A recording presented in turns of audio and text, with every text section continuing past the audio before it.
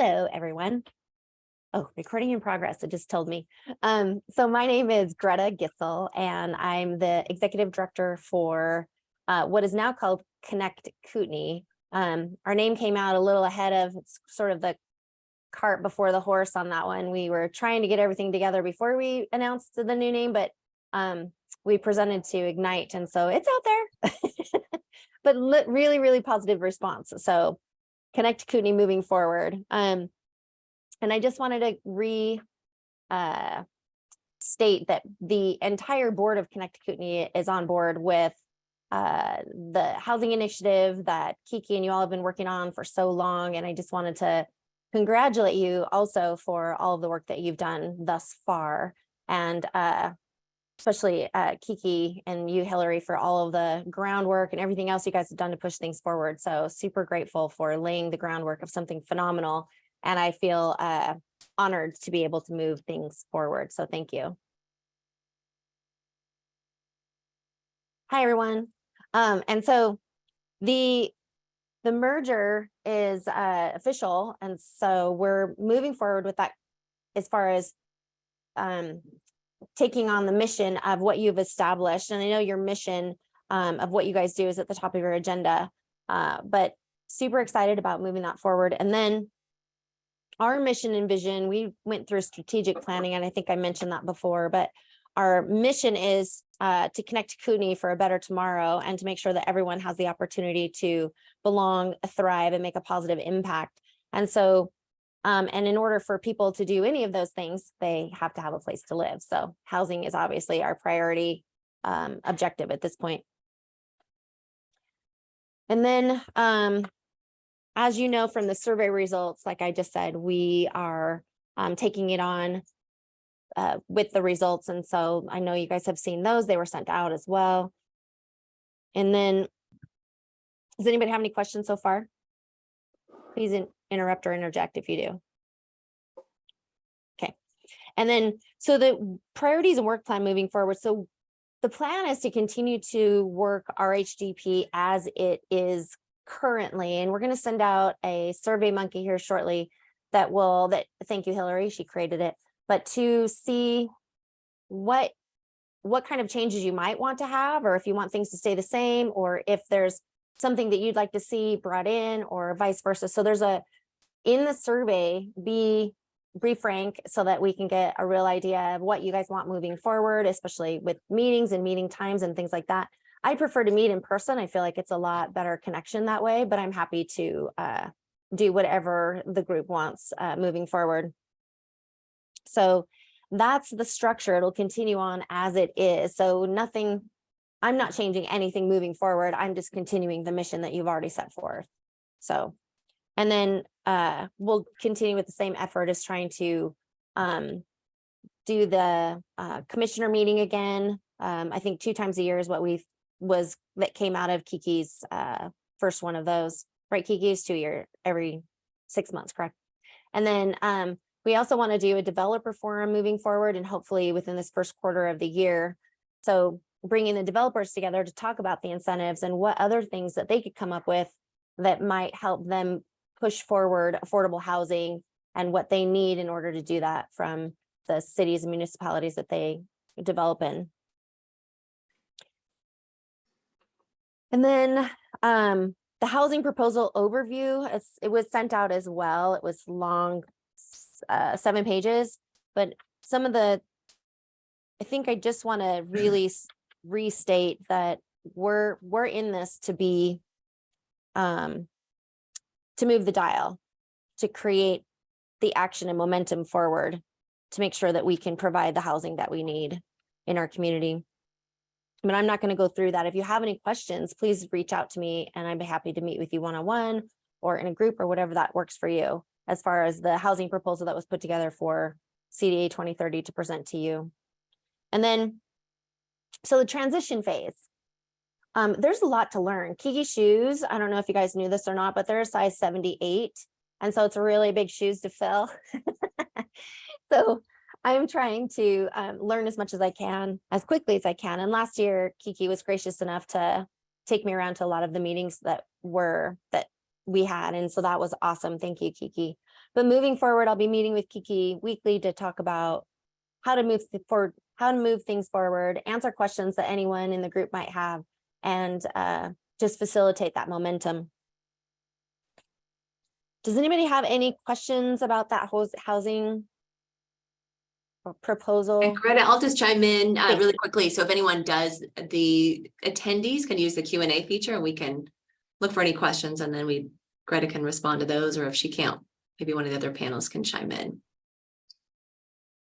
And then can I clarify too, the developer forum, Scott Krajak is on today as an attendee, and we had a conversation about the developer forum, and he thought it might work better to do that as part of those joint planning commission meetings and have himself or someone else, like we did last time, present some of the ideas, talk about the developer incentives, and then allow NIBCA and other developers to attend. So we can kind of figure out the logistics of that, but definitely the intention is there that all groups want to meet and find successful solutions. Mm-hmm. Thanks. Yep.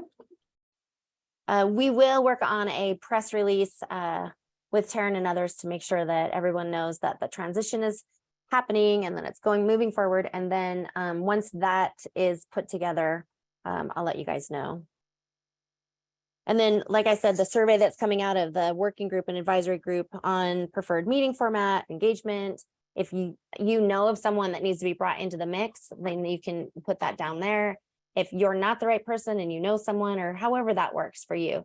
But if this working group has been so strong and has done so much, that if you are on the line of wanting to or maybe not wanting to, please meet with me so that we can discuss that, because I know the brain trust that you guys have created is so strong, and I want to keep that as congruent or cohesive as possible. And then I think is Maggie on? Yeah, there's the Raven from the CDA EDC. She is a what's it called? I don't have the word in my head right now. She's a Vista volunteer. Thank you. Thanks, Maggie. But you guys, Maggie, go ahead and speak to the survey that you guys are going to do to gain more information based on the last University of Idaho survey that you did. Sure. So, hi, everyone. We are going to take what I'll call the higher level report that came out of the University of Idaho for our housing availability and affordability, and drill that down to the next level to try and get to estimated shortage currently, as well as factoring in the 10-year growth projections for Kootenai County by wage bracket. So we'll try and drop down and get that information down into the 60 to 80% bracket, 80 to 100, and 100 to 120 or 30. So the hope is, right, we can give more specificity to the shortage and give our county and our individual municipalities within the county targets, so that we've quantified really what our shortage is. We know right now we can build all day, right? And there's no inventory, right? I ran some numbers this weekend based on the deed restriction plans that we're working on, and for our 100% AMI, which is 82.2 for Kootenai County, with interest rates at 7, these homes need to be priced at just under 300,000. So that's going to be a challenge, right, for our builders. So I've got to figure this out, and I'm hopeful that what will come out of this is an idea of how many we just have to really fit onto land trusts, where we take the land cost out versus an actual full purchase of the land and structure. So I think we'll have that it's ambitious, but I think we'll have it by April. So that's our goal. Okay, awesome. Thanks. Mm-hmm. And then moving forward, as far as the transition, I'm walking into this. So I would love to meet with you individually if you have time to talk through what your ideas are and what you want to see moving forward, and just so that I can glean from you the information that you have and how I can be of best service to this group moving forward. And so if you have any specific questions, please reach out to me. And then I will get the answer for you. And if I can't answer it, I will find it. And then I will also connect with Kiki regularly to make sure that I can answer any questions that you may have. Ask for, are there any reporting partner updates that we can chat about? Carrie, do you have any updates? I was just trying to find my unmute button. Hi, everybody. I'm Carrie Ward from HomeShare Kootenai County. I'm excited to let you know that we actually have a test beta site of our applications, and we're going to be launching HomeShare on or around February 10th is when our applications are going to be live. So we're going to be able to open up a whole bunch of affordable housing very soon. And we're going to be putting a call out for people that have spare rooms to open them up. So we're excited. That's it. Congrats. Just to follow up with Carrie, you guys knew I couldn't be that quiet, right? Just to follow up with Carrie, so there is, the board is doing a kind of testing the beta site, and there already are a couple dozen home providers and home seekers that we're going to be able to start matching up by February 10th. So we'll be able to let you know, hopefully by next month, that we have heads in beds. So that's very exciting. And I was jumping in because I got some updated information from Lindsay Allen at Coeur d'Alene Regional Realtors. They are changing the guard for the chairmanship of the Regional Realtors group, but the Housing Task Force is remaining the same.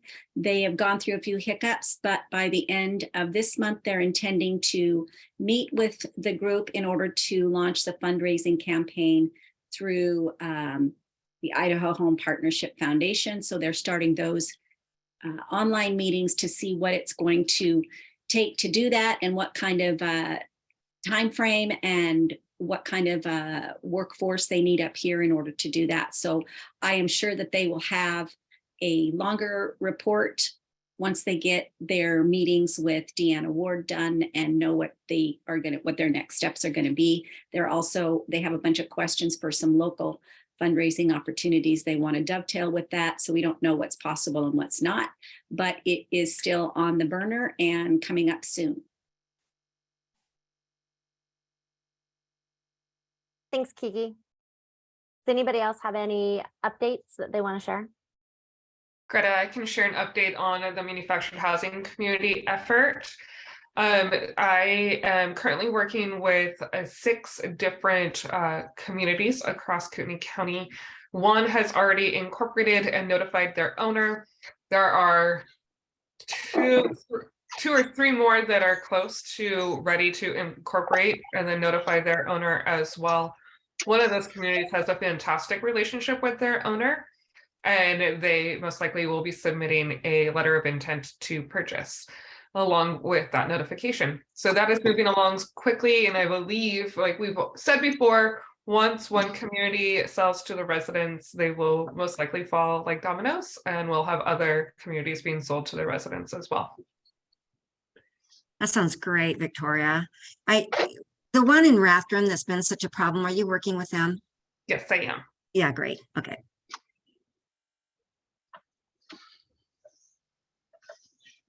Awesome stuff. Anybody else? Good job.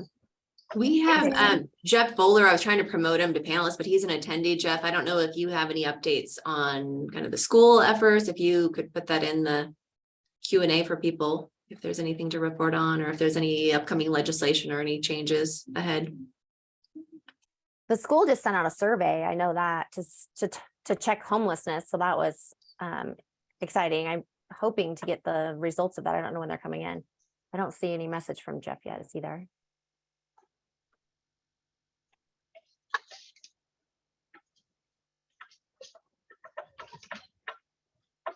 While we're waiting, Hillary, do you want to go through the survey questions and see if there's any additions or that people want to suggest? Please? Yep. I'll do that. So we have a draft survey and I'll share the screen. And we'll be sending out, as Greta mentioned, there'll be 2 different surveys. So one is for the advisory group members. One is for working group members, are going to be pretty similar. So I'll share this and kind of show you. Is it showing just the survey, hopefully? Yes. Okay, great. So kind of starts out with a little background and then ask for contact information. And then asking if it is that individual who's taking the survey, if they've been the one representing, if not, who that's been. And then also trying to drill down on what areas the individual is interested in, if they, might want to be involved in a possible subcommittee or some other work. So trying to pin that information down and then trying to really find out too, what's been valuable, what have you personally learned? What have you been able to bring back to your organization? What works well? What could be improved upon? How could the advisory group be utilized more effectively just to make sure your role and time spent is meaningful? And then some input on how frequently we should meet, and then if it should be in person, virtual, or if we should kind of have a mix of the two. And then just trying to get some additional feedback on how you'd like to engage with the rest of the group, especially with the Connect Kootenai group. And then if you are interested in, sorry, this one's a little tricky. So if you have feedback that you've given above, are you still interested in serving on the advisory group? If not, do you have a suggested replacement for your organization? And providing the details for that would be great. And then also, is there anyone missing? So I think that's really critical for both advisory group and working group. We want to make sure we have representation from all of the municipalities in Kootenai County, and then any of the groups that are involved with these growth issues. And as we've discovered, it's not, housing is a huge thing we're focusing on now, but there are these other transportation, the open space, these other things that are really critical as well. Childcare has come up as a, critical component as well. So that's this one. We also have the regional growth survey that we did 2 years ago. We're going to be duplicating that and sending it out. So it's largely the same, but wanted to see if there's any feedback from the group on if any of the questions should be changed or not. So you'll see in a minute that we've changed some of this background. When we did it 2 years ago, we had KMPO hosting the site. So now it's lists the RHGIP website, which will remain for a while as we work on the merger. So that'll still be the place to go for that. Wanted to really make sure that it is locals, people in the region that are participating. Last time we had people in Spokane Valley, we had all these different locations participating, but we were able to drill down the results for just our region and look at the results. Looking at the FAQs again, have they reviewed that? And then the topics, this is the list we had last time. And I guess if this advisory group has any feedback on if this list should change, or if we're okay keeping it the same, because some of the topics like housing are really broad, and that allows for a lot of the things we've been doing on housing. And then the other could capture some of the smaller niche areas, or if you think anything should be added to this list. So if you have any feedback, if you could put that in to the chat today, if this list is good, or if you think this should change and broaden. If it's the same, it kind of helps for comparing apples to apples, but there are things like the childcare focus and others that, maybe we want to add that to this as well. And then this does allow them still, like it did 2 years ago, to under the other to kind of say what that is so we can compare the results. So those are the 2 results. And as I mentioned, the working group is very similar survey to the advisory group. So you largely see the same. So any feedback on any of the surveys would be greatly appreciated, just so we can make sure that we're sending out the best survey to collect the best information. And I will stop sharing. Thank you. I was just going to make a comment that I've in talking with a lot of folks, and there were projects that were sort of in progress, and perhaps part of the survey should be to prioritize what those are. We have obviously reporting partners now, which this group doesn't really need to do much more than just, support, share, and inform with, ROC and with Home Share and with a lot of these things that have moved on. Maggie may need some support from this group regarding outreach for the survey and those sort of things, but there was the Public Safety Healthcare Worker Committee that was coming together. We had some folks who knew about programs for teachers and some things that could be moved forward in that realm under the teacher group. We had the discussion regarding a housing authority and some of those types of things that a group may need to explore. The funding of a housing trust fund would probably fall under the PAHA umbrella, but this group may need to help coordinate with that.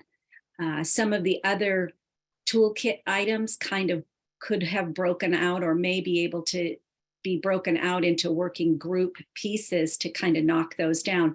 I think I'm speaking of things like what a lot of communities have done is create these partnerships on a case-by-case basis to provide housing for public safety and healthcare workers, or what we have to put partnerships together in the healthcare corridor in Coeur d'Alene. This group might want to somehow in that survey prioritize where do we want to go with that. Continuing to build those working partner groups, or just continue with what we have right now and just keep adding. The toolkit, when it first came together, was a giant list of everything in the world that might have been potential. Well, as you know, a lot of that kind of just got whittled down with things that are actually legal to do in Idaho, and that became an answer to an FAQ. And then there were items that we pursued because they were viable options. So the expansion of the toolkit might be a priority project that says what can we continue to provide here, and try to put that into some sort of priority list. Those were the ideas that I had to kind of move forward, the things that were already had some momentum, and break them into just like we did with these others. They eventually became projects on their own. So that was just my only 2 cents worth to add to when you survey something, get some measurable results out there so that people can put that in a priority of what they want to, or measurable Kiki, result projects anyway. On that, yeah, great idea. Do you think that should be in both the advisory group survey and in the regional survey? I'd like to see the advisory group engaged more, whether they can, if you want to have them in the Q&A, or whether you want to have some of these meetings where they're opened up to everyone to participate and talk. We've got some real potential with this group, and the momentum is important, and to have people have a voice and some clarity as to, that we aren't going to take a back seat and just discuss and meet to meet, but we are going to put some things together and get some teeth into some projects and continue launching these things in Kootenai County. So I think getting the advisory group's opinion is important, and I think having them being more engaged in what the survey priority questions should be is important too. Good Did that feedback, answer your Casey. question? Great, thanks. So Jeff Voller wrote in, he said, I'm working with a Senator David Lenz to push our topic of changing the terms of a school plant facility levy from 10 years to 20 years during the next legislative session. I don't know if it'll gain any traction, but it is a start, is what he said. So thanks, Jeff. Okay, anything else from anyone?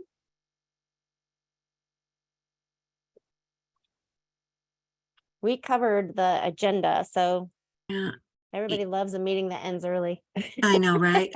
I don't want to be the deal killer on ending early, but a couple of thoughts real quick that just came to mind. As part of this, we're going to call it the Kootenai County Action Plan.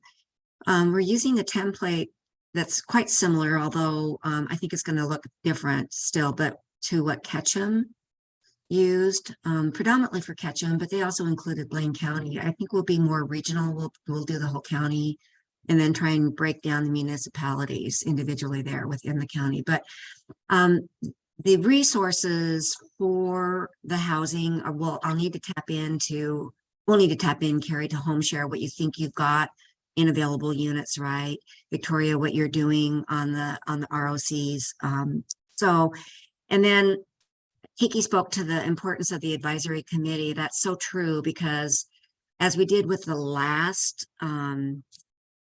study by U of I, we will again be going out with surveys to all of our, as many employers as we can and as many employees as we can to get even more updated information, right? Because the surveys that we did, honestly, quite encouraged. We did a number of surveys, quite a bit more than what Ketchum did, to get feedback.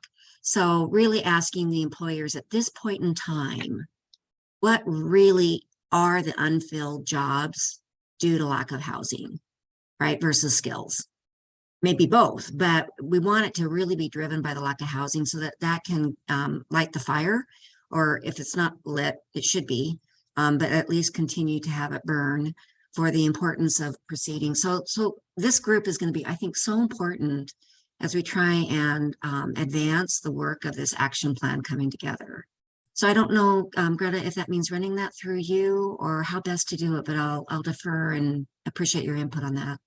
Yeah, I would love to get suggestions from everyone. I would love to be a part of it and to be integral in getting the information out and the surveys out and helping in any way that we can. And we're meeting this week to So, talk yeah, about we that, are, right? yeah, So, yeah, but So for clarity, Maggie, uh-huh. and I think maybe some others had this question too. So the action plan that you're talking about, is that developing a strategy for the county that will be presented, let's say, to jurisdictions and developers on what types and quantity of housing stock needs to be built and how to go about it? Yeah, so this will be predominant. I mean, this will be housing that the private market drives, right? And so the hope is to give them an idea of the number of units that we're now short, and with our projected growth over the next 10 years, what we as a community need to build. I mean, most of our land, as we know, is outside of Coeur d'Alene, right? So we will look at land options, you know, where the most land is, what does that look like? But it's going to be hopefully a really good picture. We can't tell anybody, of course, what they need to do. We can't tell jurisdictions, but we think certainly with the progress that's been made, bringing the jurisdictions into the conversation, they're certainly aware and supportive when projects are focused on including these lower cost units, right? Along with market driven projects. So we'll see. I mean, that's the hope. Did I answer your question, Kiki? I think so. I guess what I'm doing is I'm taking my 30,000 foot view here and trying to incorporate what PAHA is doing with an action plan and how it is going to be utilized by the city leaders and planners, and then how it integrates with the toolkit, the actual functional pieces that can be incorporated into a development that are things like development agreements and deed restrictions and all of that. So I'm just kind of maybe trying to pull it all together for clarity that says, is this how these things are going to work with each other? In that you have the stats and the data from the University of Idaho study, and now the second step of it, which is quantifying stock. And then the action plan says, this is the type and where and price range and quantity we need in housing in order to keep our communities healthy. And then to get that information, you're going to utilize Kootenai Connection as an outreach group and as a resource for tools that can facilitate reaching those quantities. Is that a summary that's accurate? I think that's very well said. Can you print that out for me? It is recorded. So I just want to make sure that I'm pulling together what I see as, you know, all of these resource folks that we have here, and all of the people, many of the panelists who are waiting for what's the next step, where are the results, when can I count on this helping me solve my labor problem that's derived from housing. And so I was trying to just see if we had a platform there, and I think we do. Well, and of course it's Jobs Plus and PAHA together along with Connect Kootenai. But in terms of, I think the main target input sources, but like home share is a really good example. We will be identifying what we think are our service industry employees that are more short term. And, the home share is a great option, right, for our seasonal worker. Just fabulous. So depending on what home share has, that will be one of the solutions, right, that we're looking at for that industry and that wage earner bracket, right? So, and seniors for the ROCs, right, to keep them in stable housing. And then the builds will be what I hope will be home ownership focus for getting our low to middle class into home ownership, if that's possible, if we can get the private market to start doing that. I'm always just on the lookout for non-duplication of work. So I just want to make sure that it sounds like what the direction you're going is pulling in the direction that the Housing and Growth Issues Partnership was building a foundation for. So I just want to, I like to vocalize that for clarity so that folks can say, okay, are we doing the same thing, or are we just on parallel and complementary tracks? Yeah. So that Well, was I will tell you, so spending time with Ketchum, talking through everything that they did. I can tell you that they're thrilled with the deed restriction progress that we've made in the program management on that side. But on their end, much of what they did, we have already done, right, through the Regional Housing and Growth Issues Partnership. So it was I thought, very reinforcing to really say we're actually ahead of Ketchum on some fronts with the work of the last year through Regional Housing and Growth Issues Partnership. So I think that just is affirming. I think it's reinforcing. They've got what they call an action plan, but it's really kind of more top level. And I think our hope is that we can drill down a little bit more on the action plan. Mm-hmm.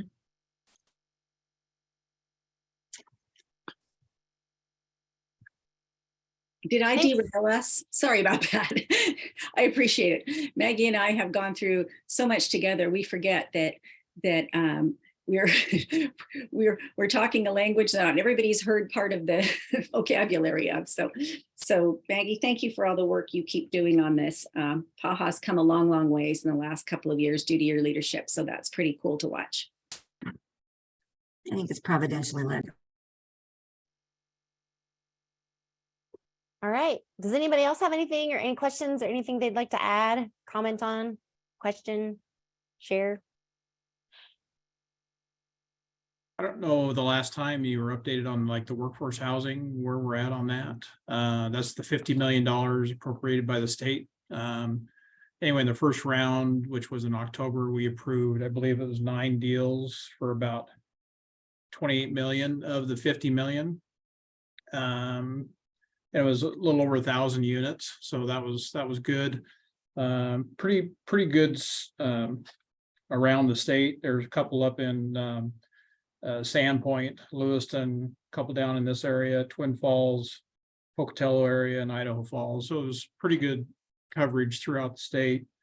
And we have another round for the remaining 22 million that's due in March. So we're hoping we get another good group of applicants and get that out the door before our fine legislature tries to claw that back. So, are there any changes, Jack, to the what the qualifications were in the next round, or is it pretty much the same thing? pretty similar. There's some single family in there, like a down payment assistance, $49,000 per unit. But that was in the original one, but we tried to kind of push that out. Hopefully maybe some of the rural areas can use it. We'll see, but it's fairly similar. Great.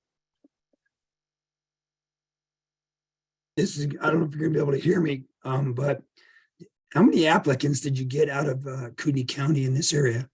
It didn't sound like you had any grants into this area. We didn't have any applicants out of Kootenai County. Sandpoint, there was 2 up there and we approved actually both of those. And then Lewiston was the next closest. Hmm.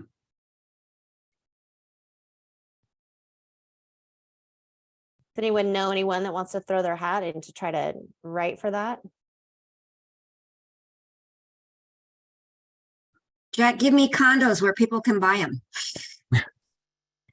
I might have done another plug with the governor's office on that one. But Yeah, we can always dream, right? that's right. Keep pushing, Maggie. We keep hoping for ownership, but it looks like it's all going to remain, in that rental project. Right. Yeah, So, pretty Right. much. Yeah, yeah.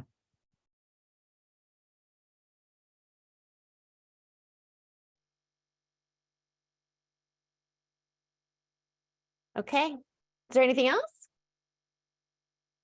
I'm excited, guys. This is amazing work that you guys have put together so far. So thank you to everyone. Kiki, heart and soul, size 72 shoes, nicely done. I'm excited to move forward and with your help. So I really am grateful for that. Thank you. So I think with that, unless there's anything else, we can go ahead and move to adjourn. I think we're good. Thanks, Greta. everyone. The What only was thing that? is I'll work on this survey for the advisory group. We'll get the working group to weigh in on that, but I like Kiki's suggestion, so we can kind of figure out how to weigh or incorporate some of that into the advisory group survey before we send out the regional growth survey. I think that makes a lot of sense. So look for some surveys coming your way. All right, Thank thanks for your you. input, everyone. Okay, see you later. Thank you.